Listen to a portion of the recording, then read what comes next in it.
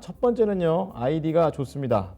바이 코로나. 예, 제발 좀 갔으면 좋겠습니다. 솔브레인 홀딩스입니다.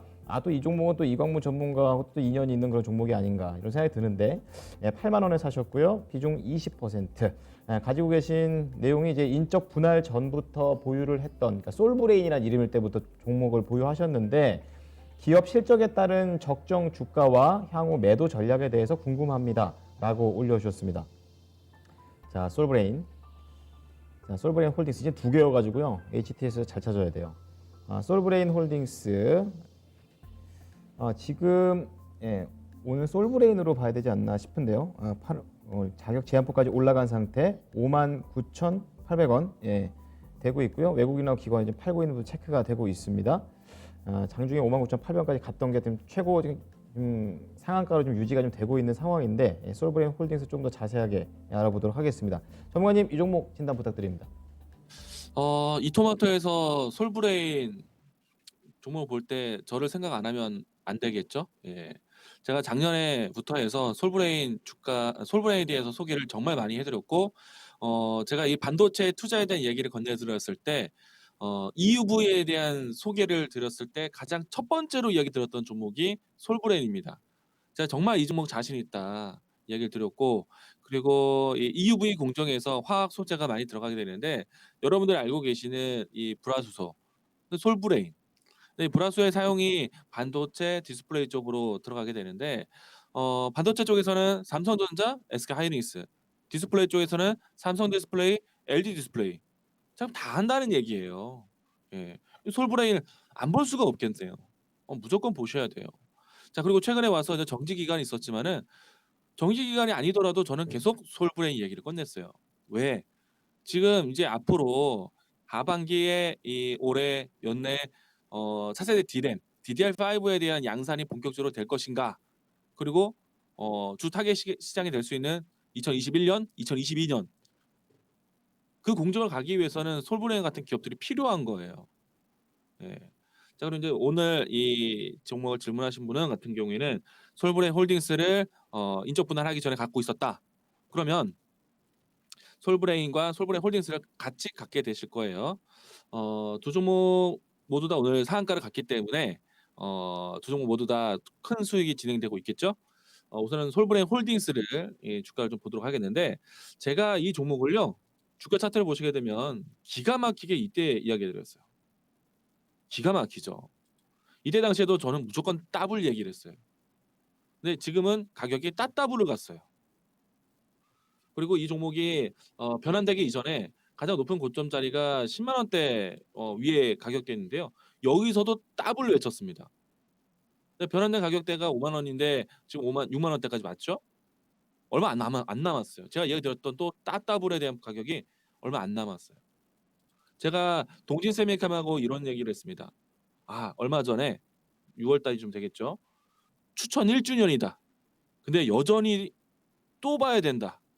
이런 얘기를 건네드렸어요. 아니, 삼성전자, SK하이닉스, 삼성 디스플레이, LG 디스플레이 납품하면은 다 된 거 아닙니까? 그리고 제가 이토마토, 아니요, 전국에 있는 경제 방송에서 제가 EUV에 대한 강의 제일 먼저 한 사람인데, EUV에서 가장 필요한 기업이 이 기업이에요. 자, 그리고 솔브레인과 솔브레인 홀딩스를 나누었을 때 조금 전에 이야기 드렸던 반도체 디스플레이 쪽의 주요 사업권은 솔브레인 기업이 가지고 있고, 그리고 솔브레인 홀딩스는 지주사법, 그러니까 그 지배구조법을 가져서 지주사로 진행되어 있는데, 보통의 이제 기업들이 상장하게 되면은 본 사업을 많이 가지고 있는 이 사업부에 있는 기업들이 주가가 움직이고, 그리고 지주사 기업들 같은 경우에는 등락폭이 좀 제한적인, 오히려 하락하거나 그런 모습들이 연출되는데, 오늘은 이 두 종목이 모두 다 강했어요. 왜 강했을까에도 이야기를 드려야 돼요. 우선은 본 사업을 하고 있는 솔브레인 같은 경우에는 그 직접적인 수혜 사업이기 때문에 당연히 사업 집중률이 높아질 것이다라는 측면으로 보셔야 되는 거고요. 솔브레인 홀딩스 같은 경우에는 솔브레인 본 사업뿐만 아니라 자회사 계열사에 대한 라인이 굉장히 다양해요. 근데 그중에서 가장 중요한 기업은 무엇이냐면은 솔브레인 홀딩스가 가지고 있는 중국 쪽의 법인입니다. 한때 일본에서 수출 규제가 나왔을 때 일본이 우리나라를 다시 한번 공급을 다시 준비하기 위해서 우회했던 유통 경로가 중국에 있는 법인이에요. 그 사업권에 있던 부분들을 솔브레인 홀딩스가 가지고 있는 거고, 그리고 또 중국에서의 법인 자체가 일본과의 합작 회사입니다.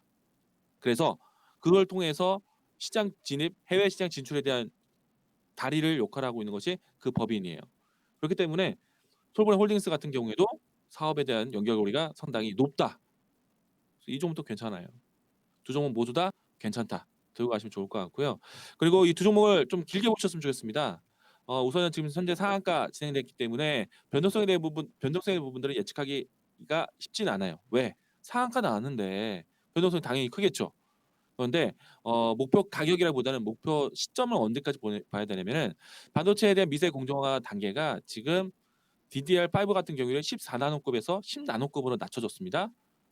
그리고 시스템 반도체 파운드리 사업부에서는 지금 7나노급 이제 막 시장에 대한 고객사를 만나고 있거든요. 그렇게 10나노급, 7나노급 그리고 지금 앞으로 TSMC와 새롭게 경쟁을 할 수 있는 5나노급까지 그런 시장이 지금 2021년, 2022년도예요. 그러면 이와 같이 미세 공정화가 진행되면은 솔브레임 같은 화학 소재를 공급하는 회사들은 꾸준한 매출이 발생하게 됩니다. 그렇기 때문에 시장의 타겟 시점을 적어도 2021년도는 다 채워서 보셔야 된다. 그래서 오늘 같은 시장에서는요. 솔브레임 홀딩스에 납품하는 후성 기업이 상당히 강하고요.